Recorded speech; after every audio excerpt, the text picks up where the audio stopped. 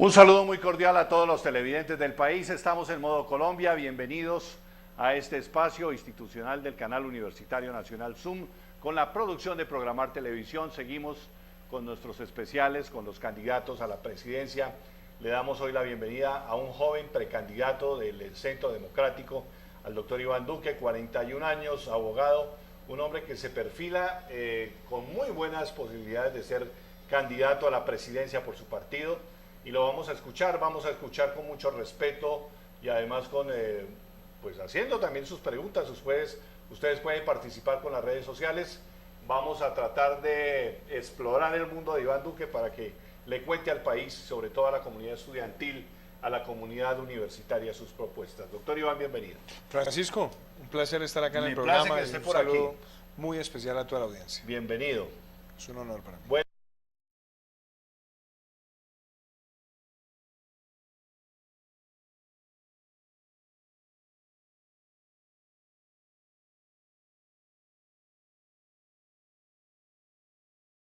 Colombia es un país joven. 73% de los colombianos somos menores de 45 años. Es un porcentaje muy importante de la población. Y ese porcentaje quiere gobernar para todos. Quiere gobernar con fuerza, con ideas, pensando en el futuro. Quiere un país donde haya legalidad, donde tengamos la capacidad de generar ese matrimonio entre la seguridad y la justicia para decir cero tolerancia con cualquier forma de criminalidad. Es un país que sueña con el emprendimiento.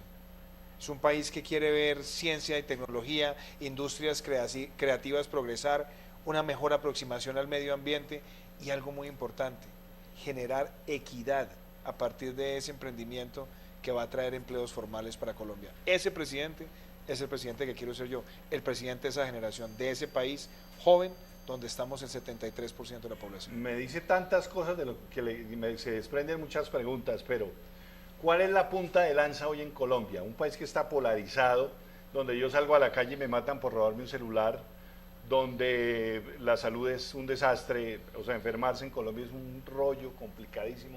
¿Cuál es su punta de lanza? Son tres cosas, y le quiero contar esto. Hace un año empezamos a construir este programa de gobierno. Son 162 propuestas. 162 propuestas, escuchando a la ciudadanía. Y está basado en tres pilares. Primero, legalidad. Eso que usted dice, que salir a la calle y sentirse intimidado, amedrentado por el crimen, es lo que hoy necesitamos vencer. Esos comerciantes que están llenos de contrabando, que le acaban sus negocios, es lo que necesitamos vencer. Esos señores que tienen negocios ilícitos de narcotráfico, es lo que necesitamos vencer. Por eso, la legalidad es ese matrimonio de seguridad y justicia, que le da bienestar a toda la población. Segundo, emprendimiento. Su propuesta naranja, ¿no? Pero más que eso, la industria creativa, claro, pero es que este es un país que está con una economía resentida, un gobierno que tomó malas decisiones, que está asfixiando al productor, al industrial, al que tiene el pequeño negocio con impuestos, que está asfixiando a la clase media con impuestos, que está asfixiando a las clases más vulnerables con un IVA del 19%. Y fuera de eso, tenemos un país que reclama la posibilidad de ver surgir sus negocios, donde el Estado no ve al empresario como una vaca lechera que la está ordeñando siempre en función de sus ingresos fiscales, sino que lo ayude a crecer, que pensemos que el éxito de los empresarios de la mano con el Estado es el éxito de la sociedad colombiana. Y lo más importante, ¿cómo construimos equidad? Este es un país que tiene una gran informalidad laboral. Para vencer esa informalidad necesitamos que ese emprendimiento genere empleos formales. Entonces mis tres pilares son legalidad, emprendimiento y equidad. Cuando le oigo los impuestos, yo soy un mediano empresario, estamos haciendo empresa aquí, y eso me gusta, le pongo cuidado. ¿Cómo lo va a hacer? ¿Cómo podemos bajar los impuestos? Ya nos clavaron un IVA del 19%, ¿lo podemos bajar? Es que mire, lo que le pasó al gobierno Santos, ¿a usted le gusta la música popular, Francisco? Sí, me encanta. Bueno, hay un cantante de música popular que se llama Jimmy Gutiérrez. Ajá. Y tiene una canción que se llama Me bebí lo del mercado. Sí. Entonces, esa canción de Jimmy Gutiérrez cuenta que es un señor que llega a la cantina, que le acaban de pagar la quincena, y dice, ese whisky me hizo sentir ricachón. Nosotros teníamos un whisky que era una bonanza petrolera, en un país que no es petrolero, porque nuestras reservas son de menos de 7 años, el 70% de los campos de petróleo producen menos de 1.000 barriles, y le entró esa plata y pensó que el precio del petróleo iba a estar a $100 para siempre. Entonces empezó a gastar y a gastar y a gastar, expandió los gastos permanentes, no ahorró para la época de las vacas flacas, se cayó el precio del petróleo y quiso sustituir petróleo por impuestos, y lo que hizo fue desarticular la economía. ¿Cuál es mi propuesta? Primero, usted necesita un Estado que acabe con el derroche, eliminar todos los gastos innecesarios en la administración pública. Y las exenciones, ¿no? Segundo, ya voy para allá. Ajá. Segundo, usted necesita un Estado que tenga eficiencia y capacidad de ahorro permanente. Yo quiero hacer una reforma a la administración pública que en los 4 años nos libere 20 billones de pesos haciendo eficiencias en funcionamiento. Lo tercero, luche contra la evasión y contra la evasión de renta y la evasión del impuesto de renta y el de IVA. Eso nos puede generar, si lo reducimos en un 50%, cerca de 27 billones de pesos más. Es decir, ahí ya hay como más de como 5 reformas tributarias. Claro, si yo logro ese ahorro de los 40 billones, la consigna ¿cuál es? Bajemos impuestos para que las empresas tengan impuestos más competitivos. Y por otro lado, mejoremos las condiciones al consumidor, generemos más inversión y, óigame bien, mejoremos los ingresos de los trabajadores. Y usted me dice, usted es un pequeño empresario, pues le voy a contar una cosa. Usted y su empresa, mes a mes tienen que ir a la DIAN, a la UGPP, al ICA, al INVIMA, a la Autoridad Ambiental, a Industria y Comercio, a SAICO y a SIMPRO y así.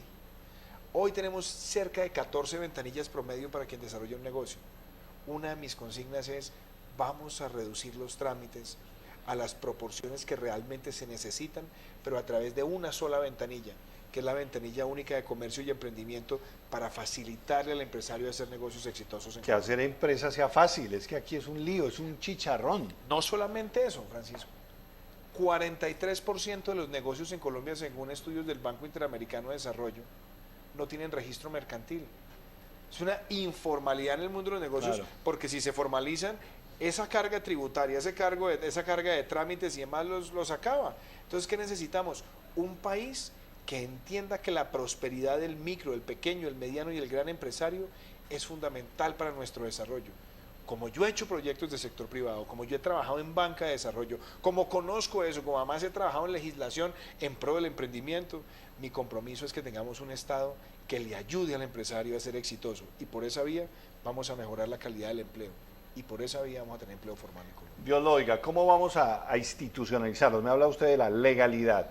Hoy tenemos más de 200 municipios con problemas de cultivos ilícitos, áreas donde no hay institución, no hay institucionalidad, hay una ilegalidad muy fuerte en Colombia. Imagínese usted que hace una semana mataron al señor Inglaterra de Urabá y la gente lo recibió con pólvora, con bombos y platillos, a un bandido. Eso nos dice el nivel de desinstitucionalización en que estamos, en el que ya los bandidos se vuelven un ídolo. ¿Cómo le parece a usted eso? Eso que usted narra de Inglaterra es por la presión que esos grupos armados ejercen en muchos lugares del país. ¿Por qué la ejercen? Porque el gobierno no hay Estado. Porque el gobierno ha descuidado su papel de la autoridad y de generar confianza. Una de las primeras tareas que nosotros tenemos que hacer en Colombia es recuperar esa confianza en las instituciones. Y necesitamos una gran presencia también de la fuerza pública en el territorio. Y necesitamos algo que se perdió. Volver a generar esa cooperación del ciudadano con la fuerza pública para denunciar, para delatar, para informar, para permitir infiltrar a esas organizaciones criminales y desmantelarlas. Cuando usted me narra eso, es cuando yo me doy cuenta de los errores que se cometieron en este proceso con las FARC. Porque hoy, un año después, además después de haber pisoteado la voluntad popular expresada en el plebiscito, el 2 de octubre del 2016, nos estamos encontrando con que el narcotráfico es un delito amnistiable si es conexo al delito político. Eso lo tenemos que corregir. Tenemos que evitar que eso siga ocurriendo en Colombia, porque es un combustible de la ilegalidad. Segundo, ¿qué tal el cuentico de que la erradicación y la sustitución son voluntarias? Genera además un ambiente pernicioso. Y otra cosa, ¿cómo así que las armas escondidas y los dineros escondidos no implica que los cabecillas pierdan todos los beneficios de inmediato? Así tiene que ser, para que no se burlen de Colombia. Y la última perlita, eso de la JEP, de permitir que los máximos responsables de crímenes de lesa humanidad puedan llegar a cargos de elección popular sin haber cumplido con sus penas, sin haber reparado a las víctimas, sin haber dicho toda la verdad, Francisco. Esas son burlas que no podemos permitir. Por eso tenemos que defender la legalidad, porque si dejamos que eso siga escalando, el mensaje que recibe el colombiano es que ser pillo paga. Eso no lo podemos permitir en Colombia. Muy bien, yo tengo más preguntas, pero le voy a dar paso a los estudiantes, redes sociales. Manuela Osejo está en redes sociales. Cuéntenos, Manuela, quiénes están a esta hora, den las direcciones y hablemos los estudiantes con nuestro candidato Iván Duque. Muy buenas noches, Francisco, y muy buenas noches a todos nuestros televidentes. Les recuerdo que pueden seguirnos en nuestras redes sociales como @CanalZoomTV, participando con nuestro hashtag ModoColombia. En este momento tenemos a @Marcela Beltrán, que pregunta: ¿cómo lograr unanimidad en un partido con tantos egos personales? Bueno, primero, este es un partido que trabaja en equipo.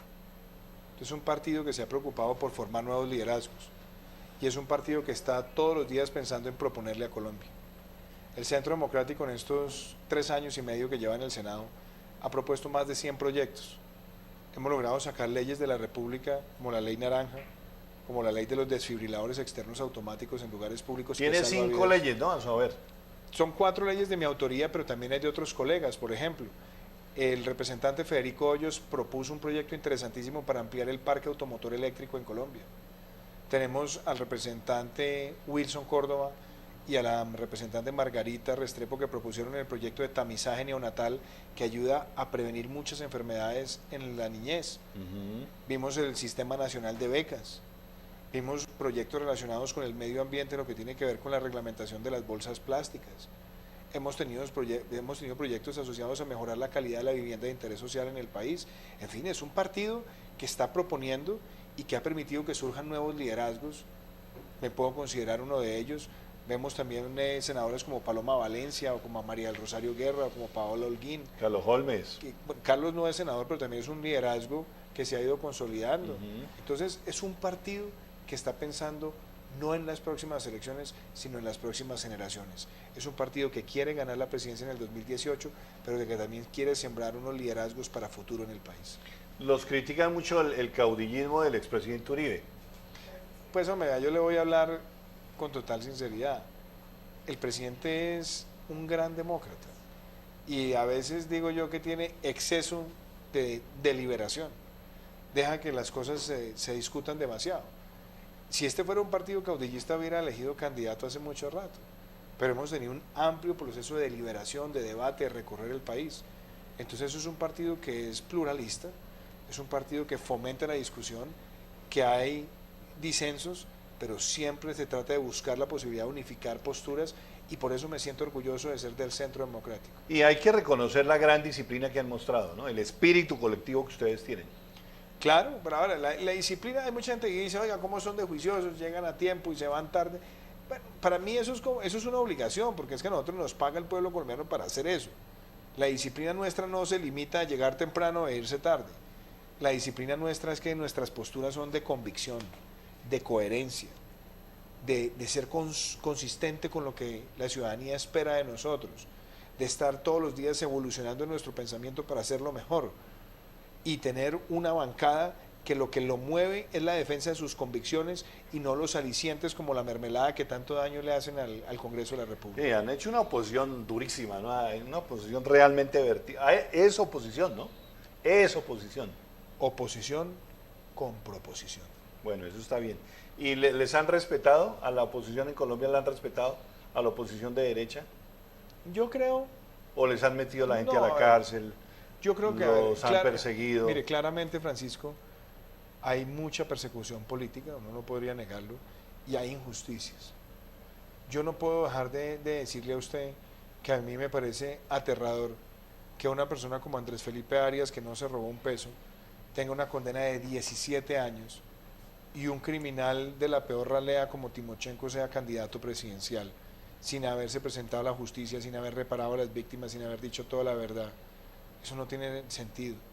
Ver unos casos, por ejemplo, como el de Alberto Velázquez o como el de Diego Palacios, que han sido privados de su libertad, sentenciados. Y por otro lado, ver a Iván Márquez y a otros de estos criminales que lo único que han hecho es sembrar terror en el territorio colombiano, ahora posando de prohombres y prácticamente estar elegidos al Congreso de la República porque no necesitan ni siquiera sacar votos. Eso demuestra las incongruencias de nuestro sistema judicial y lo aberrante que son muchos de esos casos. Muy bien, vamos a hablar de la paz, del proceso de paz, pero antes le damos el paso a los estudiantes. Manuela. Claro que sí, Francisco, y en este momento tenemos a @Sergio52 y pregunta, ¿cuál es el papel del pueblo colombiano en su plan de gobierno? El papel del pueblo colombiano, muy general, pero bueno, tratemos de... No, pero a mí me gusta mucho esa pregunta porque la política se tiene que hacer con el ejemplo. Nosotros empezamos la construcción de estas 162 propuestas hace más de 1 año y medio. ¿Cómo empezamos? Con unos talleres que se llaman Construyendo País. Íbamos a distintos lugares de Colombia y teníamos además un cartel con un croquis del mapa de Colombia que decía, ¿usted qué propone para un mejor país?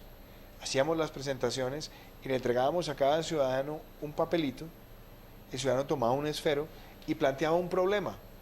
Ese es el problema que yo en mi municipio o en el país, y acá propongo unas soluciones. Y acababa cada taller con el mapa lleno de propuestas.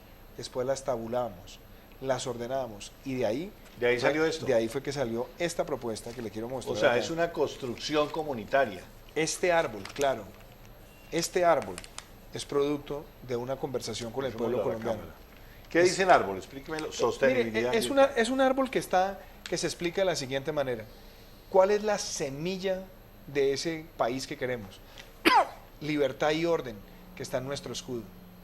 ¿Cuáles son las raíces de ese árbol? Entonces usted se da cuenta que es seguridad y justicia, Sí. Estado austero y lucha contra la corrupción, instituciones independientes, educación para el capital humano, salud eficiente, la familia como núcleo, tenemos la cultura y tenemos... La economía naranja y el deporte. Pero eso está más arriba. Ah, es en el tallo, ¿no? Eso está en las ramas. En las ramas. Después tenemos un tronco, que es una economía diversa, una economía fuerte de mercado que genere oportunidades. Después tenemos unas ramas, y esas ramas, ¿qué tienen? El campo con progreso, la transformación productiva y el emprendimiento. Tenemos la economía naranja y el deporte, la ciencia y la tecnología, ciudades con calidad de vida e infraestructura. Tenemos el verdor de ese árbol, el follaje del árbol, que es la sostenibilidad ambiental como un eje transversal, y los 4 frutos que queremos para el árbol. ¿Cuáles son? Tenemos por un lado empleos dignos y estables, que es fundamental. Ajá. Después, ¿qué queremos? Ingresos. Los ingresos, porque una familia que tiene un empleo puede tener ingresos y con esos ingresos mejorar su calidad de vida. Es que la paz es empleo. Tercero, equidad, y una cosa que a veces se le olvida a los políticos, la felicidad. El propósito de una visión de país es que tengamos ciudadanos felices. ¿Y ese árbol que necesita para sobrevivir? La luz del sol, Claro. que es la transparencia, y necesita el agua que lo irriga, que es la participación ciudadana. Entonces, el pueblo colombiano está presente en esta forma de ver a Colombia, y óigame esto, Francisco. Señor. Yo espero como presidente, cada semana, realizar un taller Construyendo País en un lugar de Colombia para seguir escuchando a la ciudadanía y construir soluciones entre todos. ¿Cómo nos hubiera gustado un presidente que al llegarle un proceso de paz, una cosa tan grande, hubiera podido unificar al país en derredor de la paz? Tristemente el país se dividió en derredor de la paz. ¿Qué pasó? ¿Cómo vamos a lograr unificar, cohesionar ese país, romper este problema tan grave que tenemos hoy de la polarización? John F. Kennedy tenía una frase genial. Decía, usted puede ganar las elecciones con el 50% de los votos, pero usted no puede gobernar un país con el 50% en contra. Y aquí Está viéndose en la práctica. Y aquí el pecado del gobernante fue haber tratado de estigmatizar a un sector de la población colombiana y dividir el país entre amigos y enemigos de la paz, cuando todos somos amigos de la paz. Lo que pasa es que hay un sector del país que dice, paz sí, pero paz con justicia. Paz sí, pero con reparación efectiva a las víctimas. Paz sí, con verdadera verdad, con penas proporcionales, sin igualar a las fuerzas militares con el terrorismo. Y acá tuvimos un gobierno que decidió empecinarse hasta el punto de someter a un plebiscito, bajando los umbrales, su política. Y lo perdió. Y lo perdió y le hizo conejo al pueblo colombiano. Entonces usted me pregunta, ¿Cuál es la polarización? Desconocer el mandato popular, no dar la oportunidad de decir, aquí ganó el no, es un mensaje para todos los colombianos, busquemos esa paz que nos una a todos y no simplemente la paz que complazca los intereses de impunidad de los cabecillas de las FARC. ¿Cómo lograr hacer de la paz eso? Una política de Estado, de sociedad. Venga, hagamos la paz entre todos, cohesionemos este país, ¿lo puede lograr? Pues mire, arranque por cosas tan elementales. Durante el periodo 2003-2010 se desmovilizaron voluntariamente 18.000 miembros de las FARC. Y no tuvimos que modificar la Constitución, ni entregarle justicia, ni caer en presiones. ¿Cuántos? 18.000. Qué barbaridad. Y hoy tenemos una desmovilización de 7.000. 7.500 más o menos. Y hay unos 7.000 milicianos que no se conocen dónde están. Y ya hay un poquito menos de 2.000 que están nuevamente en grupos reincidentes. Y manosearon la Constitución, hicieron su justicia, lograron los escaños al Congreso sin votos, les van a dar emisoras, les mejoraron los ingresos permanentes, en fin, todo lo que usted quiera, sin haberle cumplido a Colombia. Eso no se puede llamar paz. Eso es un proceso extorsivo, un proceso amañado, un proceso donde las FARC pusieron sus condiciones por encima de los ciudadanos de bien que reclamamos. Pero hay que hacer ese acuerdo trizas o lo puedes redireccionar. Mi frase es ni trizas ni risas.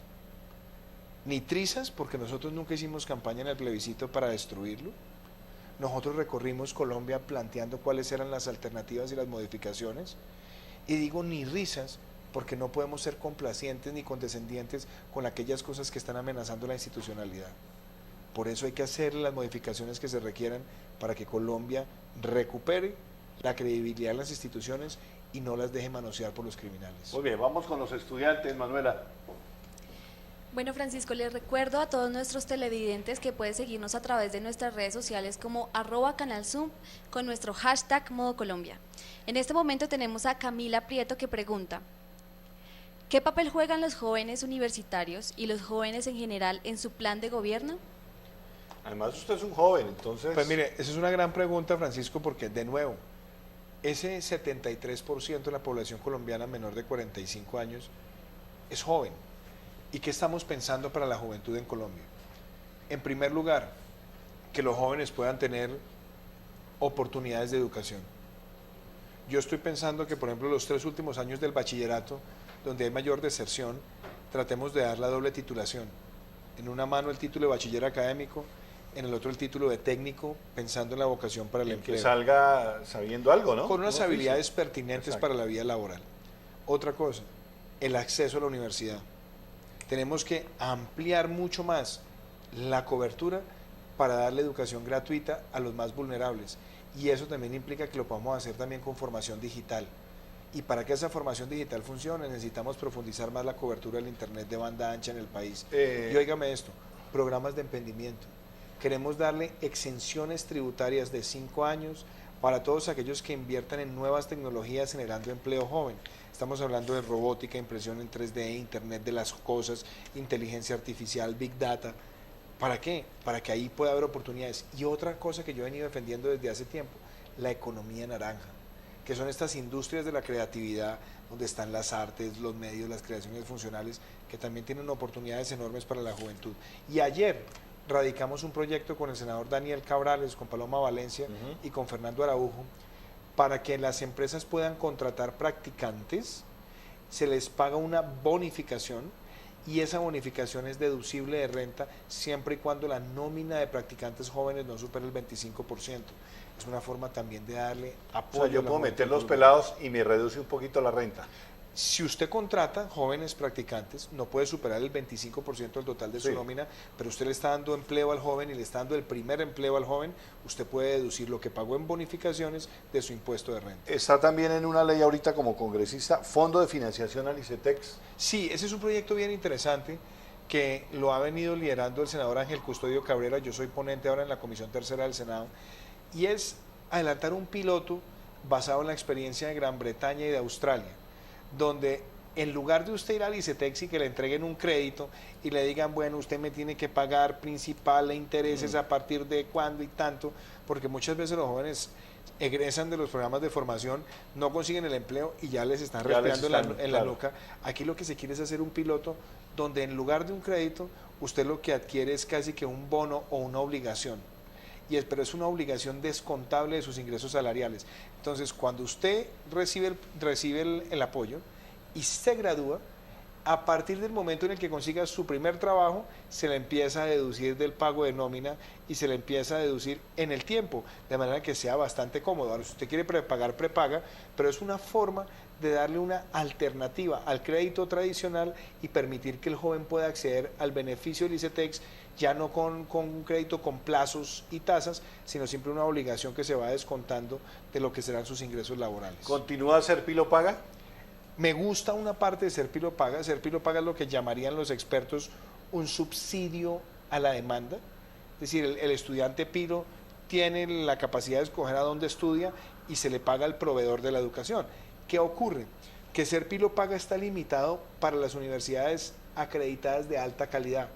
Y hay muchas universidades que no están acreditadas, pero que están en el proceso de acreditación, que se están quedando por fuera.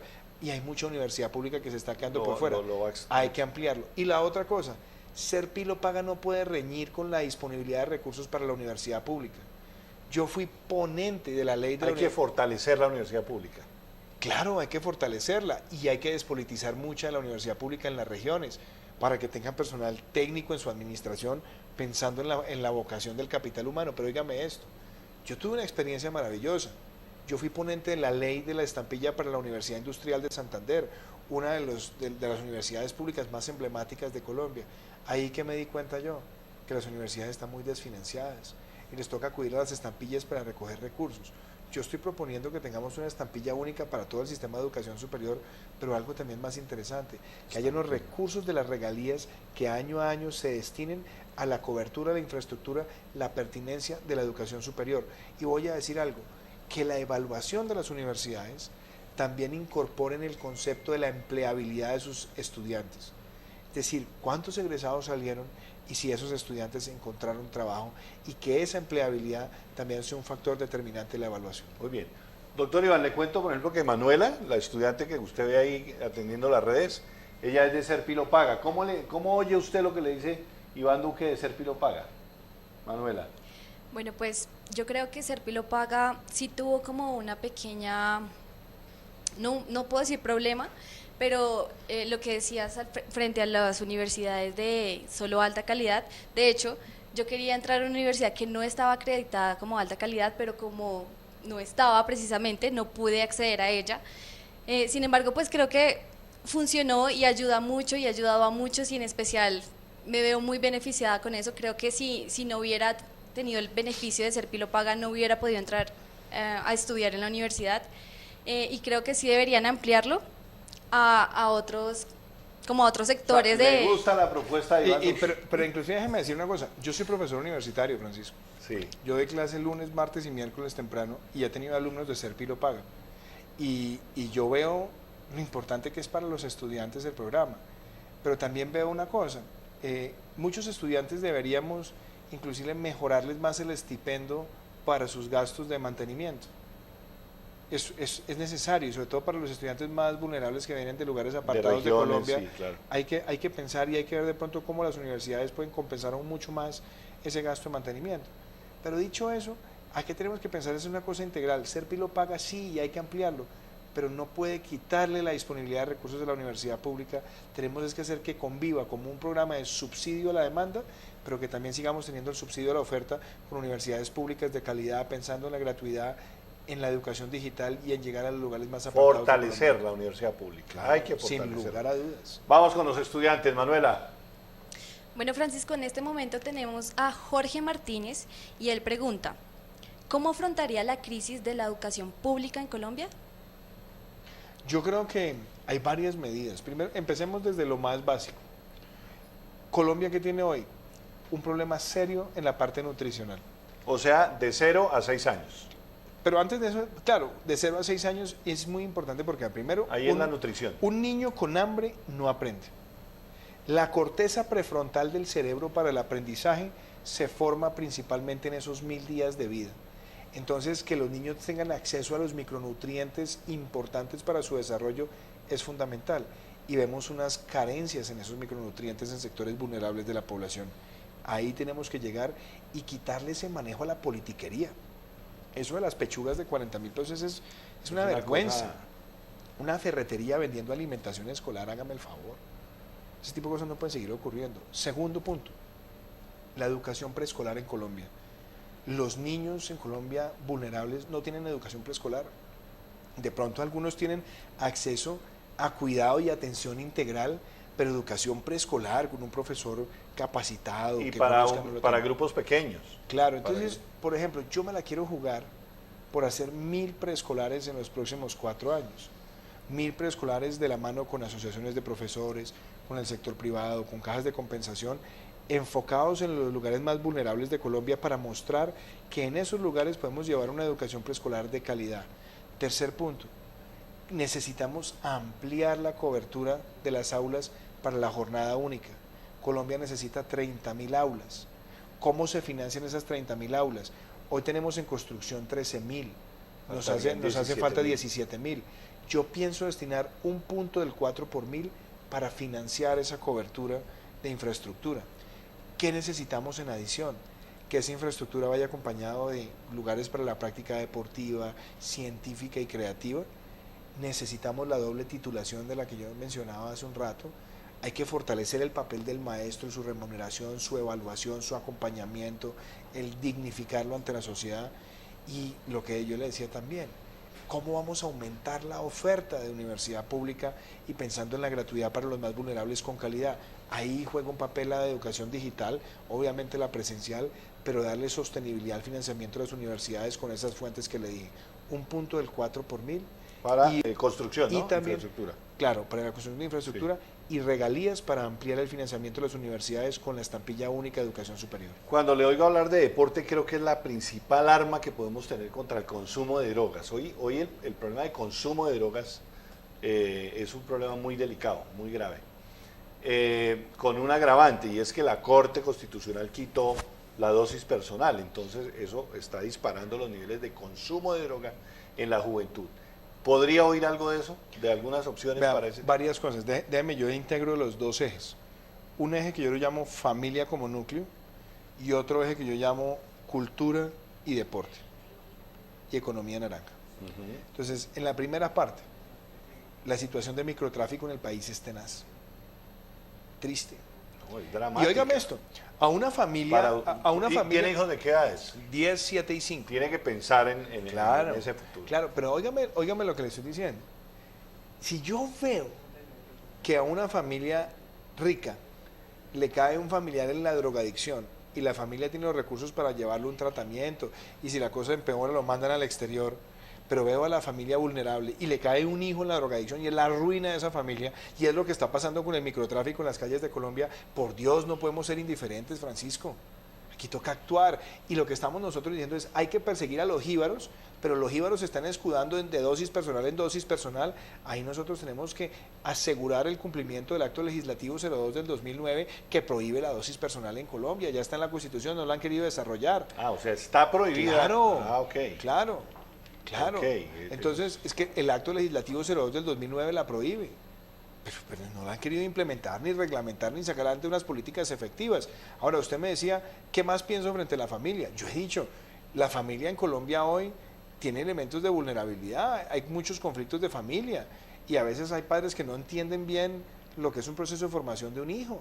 Entonces, ¿qué estamos pensando? Periódicamente en los escenarios de colegios públicos y también con cajas de compensación, hacer escuelas de padres para que tengamos asistencia psicológica especializada para ayudar a resolver muchos de los conflictos de familia que se pueden prevenir.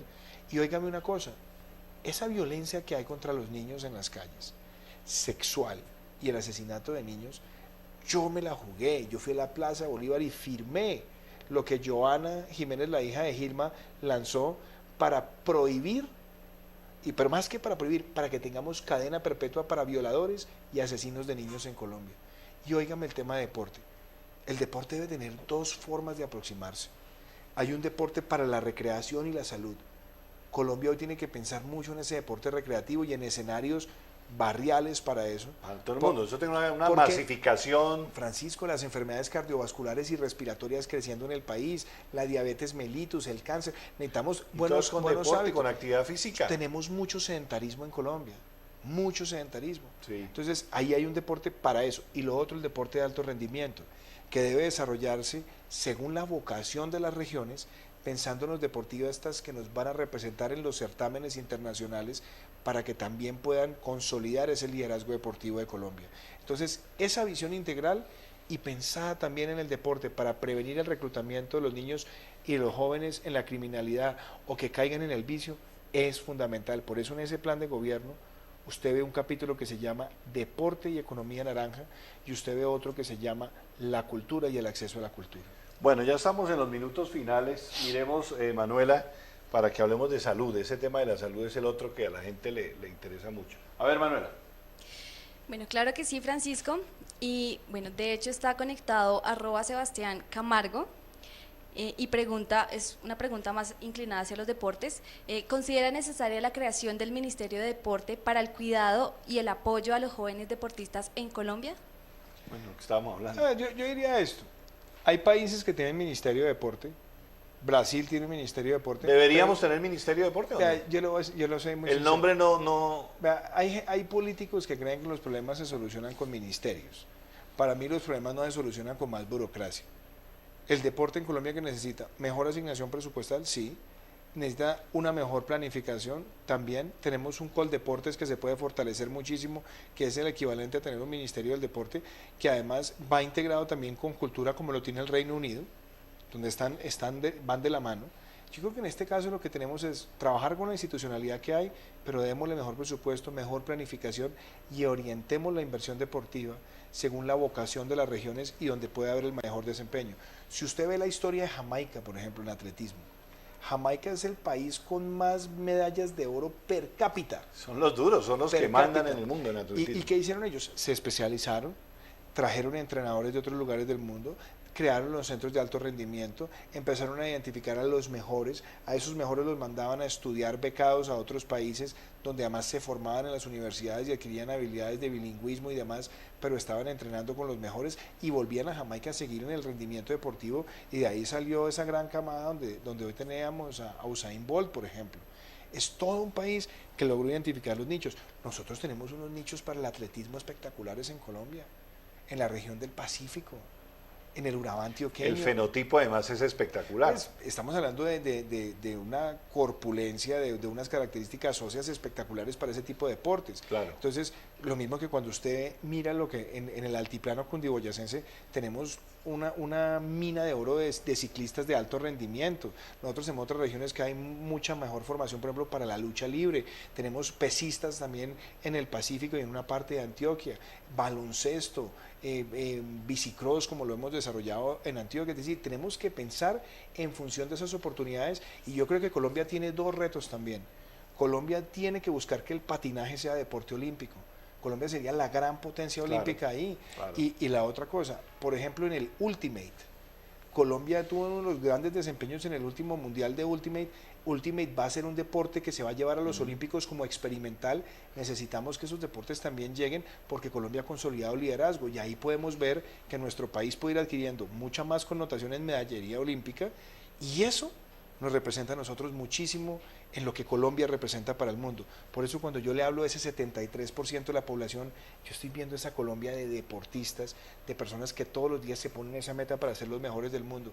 Esa es la Colombia que yo sueño presidir, donde nosotros todos los días le traigamos más medallas de oro a Colombia, no solamente en deporte, en ciencia y tecnología, en emprendimiento, en industrias creativas.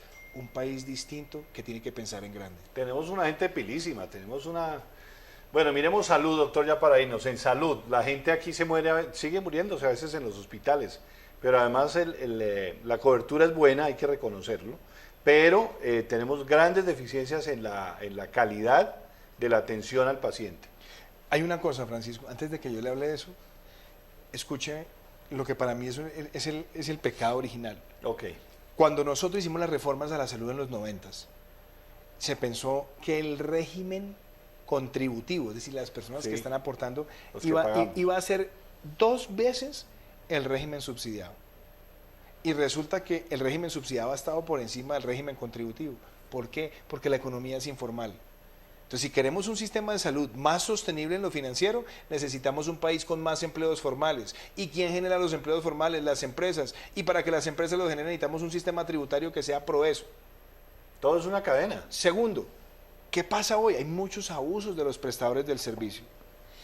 La ley 100, que mucha gente critica, la ley 100 no dice las EPS están habilitadas para robar, o para abusar, o para hacer desarrollos arbitrarios de su integración vertical, etcétera. ¿Qué es lo que hay que buscar? Que las EPS no solamente se remuneren por el número de afiliados, sino por la calidad del servicio acreditado por los usuarios, para que salgan las malas y se queden las buenas. Y óigame esto, hay que buscar que la supervisión no la ejerza solamente la Supersalud, sino también la Superintendencia Financiera en el caso de las EPS, para velar que se cumpla la reserva técnica, para que tengan el dinero disponible y no generen esas deudas acumuladas de tantos días con la red hospitalaria, poniendo los hospitales a quebrarse. Que haya sanciones patrimoniales a deudas de más de 90 días. Por eso estoy proponiendo también que se haga una ley de punto final para saber quién le debe cuánto y a quién, y qué sistema de amortización rápida se va a buscar. Eso obliga al FOSIGA, pero eso también obliga a las EPS. ¿Menos EPS? ¿O Sí. las EPS se podrían quitar? Es que yo digo yo no creo que sea bueno la quitada de las EPS. Le voy a explicar por qué. Porque volver a un sistema donde únicamente están las clínicas Los y no está el prestadores de proveedor salud. del seguro, a mí me parece un error. Esos que añoran volver al sistema del seguro social, una entidad pública manejando todos esos recursos es altamente politizable y le puede caer el clientelismo, y además puede generar un desangre del sistema. Lo que hay que buscar es aseguramiento, sí, sin abusos para que salgan las malas y se queden las buenas, pero sobre todo que ese aseguramiento sea de carácter sostenible. Y eso implica también que nosotros vayamos aumentando el gasto de bolsillo de los más pudientes en el sistema, buscando una mejor capacidad de cubrirle al personaje más vulnerable, que es el que tiene que sufrir por acceder al medicamento, que tiene que pasar largas colas, que se somete al paseo de la muerte. Esas cosas, eliminarlas de la vivencia del más vulnerable en el sistema de salud. Y le quiero decir una cosa, pensemos en la profesión médica. Nosotros necesitamos primero... Los médicos han sido muy golpeados, ¿no? Pues yo diría esto, primero usted tiene que despolitizar la gestión de los hospitales públicos. No más políticos manejando hospitales públicos. Segundo, los médicos que se han especializado, que están en su residencia, tienen que ser remunerados. Y óigame esto que también es supremamente importante. Nosotros necesitamos enfocarnos en la prevención y en la promoción. Y para eso necesitamos volver a esa figura del médico de familia, que debe ser una especialización para estar obrando con las comunidades, principalmente con los más vulnerables, para llevarles esa formación en los mejores hábitos y generar los mecanismos eficaces para enfrentar las enfermedades transmisibles y las no transmisibles. Sí, hay que trabajar en prevención, eso sí es clave. Fundamental. Fundamental. A ver, Manuela. Bueno, Francisco, en este momento tenemos a María E. y pregunta, ¿qué papel juegan las artes en su plan de mejoramiento educativo en Colombia? Las artes. Pues mire, yo le digo, yo he sido quizás uno de los más grandes promotores de la cultura, no solamente en el grupo de candidatos, sino además de mi trabajo en el Senado. Yo saqué adelante la Ley Naranja. Yo fui gestor cultural en el Banco Interamericano de Desarrollo. Fui jefe de una división donde hicimos más de 200 proyectos de desarrollo cultural en los lugares más apartados de América Latina. A mí me tocó ayudar a construir una escuela de cinematografía en Haití después del terremoto, que se hizo con el liderazgo y una parte importante de financiamiento de Sean Penn, el actor, donde el Banco Interamericano también ayudó. Nosotros trabajamos en programas de resocialización de mareros en El Salvador a través de la cultura. Nosotros hicimos programas de titiriteros en la bota caucana con la Fundación La Tortuga Triste. Nosotros apoyamos, por ejemplo, lo que fue el desarrollo de las escuelas Pachacutic en el Perú, lideradas por Gastón Acurio con recursos del BID. Entonces, cuando usted se da cuenta el poder de la cultura, yo le puedo decir a usted mirándolo a los ojos que yo voy a ser el presidente que le va a dar a la cultura el protagonismo en la agenda pública que no ha tenido en la historia de Colombia. Para mí la cultura es algo que distingue al colombiano, al pueblo colombiano. No, y la riqueza cultural que tenemos. Y además otra cosa, mire, piénselo así. Nosotros somos un país que tenemos reservas de petróleo para menos de 6 años, pero tenemos reservas ilimitadas de talento. Festivales, carnavales, gastronomía, museos, centros arqueológicos, pintura, escultura, fotografía, diseño. esa Colombia naranja, esa Colombia donde la cultura es transformadora y es generador de cohesión social, es la cultura que yo sueño para ese país que tiene que pensar en grande. No lo quiero dejar ir sin una respuesta a una región que me parece clave para Colombia y el mundo hoy, que es Buenaventura. Buenaventura exporta, por ahí sale casi que el 60% del comercio y entra el comercio exterior del país. ¿Qué le dice hoy a Buenaventura, doctor Iván? Mire, Buenaventura, Colombia tiene una deuda histórica con Buenaventura. Buenaventura es el puerto más importante que tiene nuestro país en volumen de carga. Por Buenaventura pasa y entra la riqueza del país, pero cuando uno ve lo que le ha dejado a esa ciudad, toda esa actividad económica, a veces uno siente ganas de llorar. Son como dos Colombias, ¿no? Pues usted ve una debilidad en la educación, en la salud, corrupción administrativa, carencias en el servicio de alcantarillado, dificultades en la generación de empleo distinta a la actividad portuaria.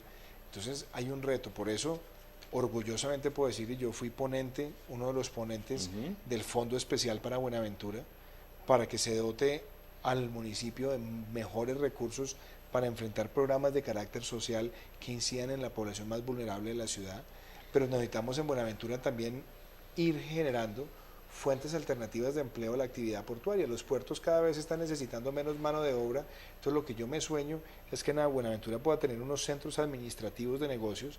De hecho, ahí hay una propuesta muy interesante que se llama el CAEB, que es el Centro Administrativo y Empresarial de Buenaventura.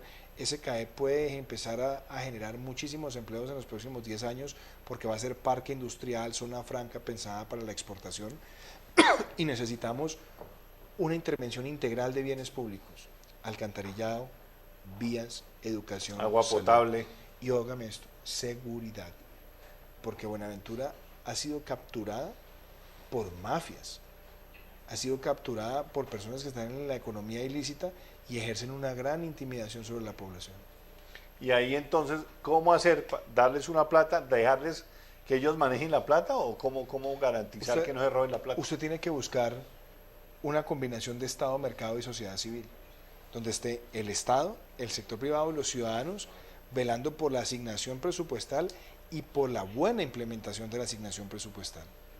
Estado, mercado y sociedad civil. Cerramos el programa. Última pregunta, Manuela, y las conclusiones de Iván Duque. A ver, Manuela. Bueno, Francisco, @Anderson32 pregunta. Bueno, es que hay varias preguntas y es un poquito larga. En su libro se tienen datos del banco, perdóname si se me va el nombre del banco, del Banco Interamericano de Desarrollo. En su libro se tienen datos del Banco Interamericano de Desarrollo y se toma como ejemplo a los Estados Unidos en algunas oportunidades, un país con un modelo neoliberal muy diferente en la práctica al colombiano. ¿Cómo aplicar dichos conceptos? A ver, primero, el libro no habla de copiar modelos. El libro compara a Colombia con otros países. Y el libro hace algunas referencias a los Estados Unidos, como también las hace a Brasil, a Finlandia, a Perú, a Chile. Nosotros lo que tenemos que pensar es que nuestra agenda de desarrollo tiene que ser pensada desde Colombia. Podemos tener un modelo nuestro propio. Sí, mire, hay un pensador japonés que a mí me ha gustado mucho, que se llama Kenichi Omae. Y Kenichi Omae dice, hay que pensar globalmente, pero hay que actuar localmente. Nosotros tenemos que entender que estamos en una economía global, pero que las decisiones que tomamos desde lo local son las que van a incidir en nuestra competitividad. Por eso Kenichi Omae dice, los países no compiten, los que compiten son las empresas. Los países generan entorno, pues si el entorno no le ayuda a las empresas a ser competitivas, el país no está pensando en su futuro. Por eso yo lo que creo es que nosotros tenemos que buscar un entorno donde haya inversión, estabilidad, formalización laboral, y todo eso empieza desde lo más básico y lo más importante, la legalidad. En un país donde la ley no se cumple, es muy difícil ser próspero en cualquier negocio. La piratería de software, el contrabando de combustible, el contrabando de alimentos. Donde usted mire, en Colombia hay ilegalidad. Si nosotros aplicamos la ley, y es ese concepto que los americanos lo llaman el imperio de la ley, que no es que usted tenga un policía con un bolillo amedrentándolo en cada esquina, pero es el sentimiento del ciudadano en su formación de cumplir el deber. Y eso me obliga a mí a decirle lo siguiente, Francisco. Una de las propuestas nuestras es que si formamos al niño, no tenemos que castigar al adulto. Quiero jugármela por volver a las cátedras de cívica y urbanidad pensadas para el siglo XXI, para tener esos colombianos ejemplares cuyos valores rechacen cualquier forma de ilegalidad. ¿Será que yo estoy muy godo, pero yo estoy de acuerdo con usted? Pues yo no creo que usted esté muy gordo, yo lo que creo es que usted también está pensando como este 73%. Yo creo que eso es lo lógico, ¿no? Eso es lo lógico. Vamos a dejar tanta ilegalidad, vamos a meterle a esto una cultura de la legalidad, del civismo, una cultura que nos quite narcotráfico y tanta cosa que nos han metido, además que no es nuestro.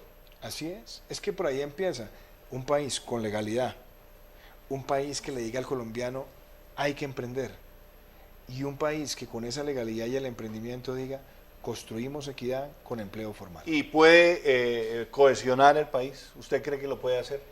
Yo me siento con él. ¿Podemos unir este país un poco alrededor de unas cosas básicas? Es que yo creo... El acuerdo fundamental de Álvaro Gómez. Sí, Álvaro Gómez fue mi profesor y hoy tengo el honor de haber heredado su cátedra de cultura colombiana. Y yo pienso en esto. Si nosotros tenemos una Colombia donde claro que hay diferencias, y claro que hay discrepancias, y claro que hay disensos, pero es que el próximo gobierno es de 4 años. Hoy tenemos que pensar es en las políticas de Estado para el futuro, para que sean sostenibles. Diferencias va a haber muchas, pero por un momento dediquémonos a pensar en las cosas que nos unen más que en las cosas que nos dividen. Tenemos que pensar en un país, tenemos que pensar en una sociedad de Estado. Que le vaya bien, va muy bien en las encuestas, ¿no? Al menos las de su partido. Estamos trabajando todos los días. ¿Cuándo tenemos ya la decisión total? Ya todas Yo espero que para el 11 de eliminatorias. diciembre, pero lo que voy a hacer en este momento, como lo he hecho a lo largo de esta campaña, y yo lo digo todos los días, es camellar por este país. Qué bueno. Si lo eligen, vuelve, ¿no? Espero que Lo usted me espero siga para que invitando, sigamos. ya que sigo viniendo, Francisco. Claro, muchas gracias, doctor Iván. Que Dios lo bendiga. Muchísimas Vamos gracias. para adelante, ¿no? Igualmente, muchas Listo. gracias. A ustedes muchas gracias. Nos seguimos viendo en la construcción de un nuevo país. Hasta entonces.